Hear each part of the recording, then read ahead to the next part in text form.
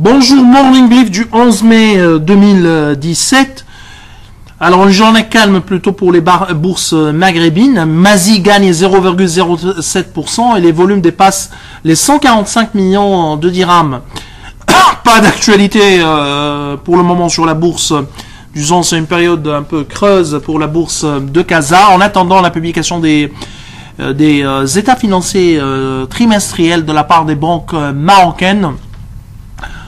Donc, on fait un peu le point sur notre couverture marocaine. On a pour notre couverture, pour l'univers marocain, on a un potentiel. On est sur un potentiel de moins de 10%. Donc, nous sommes encore à la vente sur le marché action marocain. Nous sommes sur un PE 2017 à 18,5 fois pour une croissance des BPA attendue à 6,44%.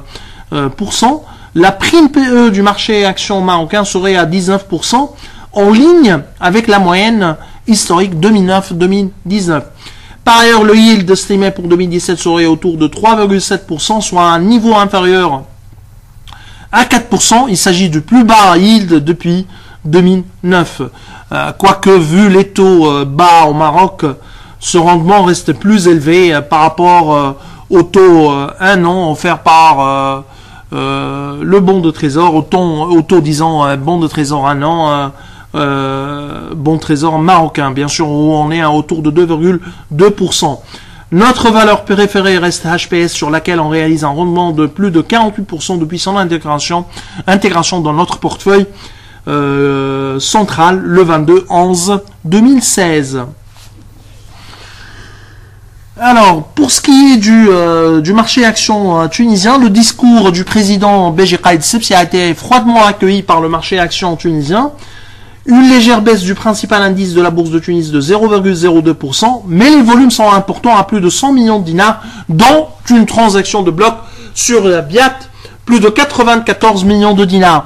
Intesa aurait réalisé sa sortie du capital de la première banque tunisienne, et selon Intesa qui détenait 6% du capital de la BIAT. Selon Tustex, le groupe Horsheni aurait racheté la participation cédée par la plus importante banque italienne.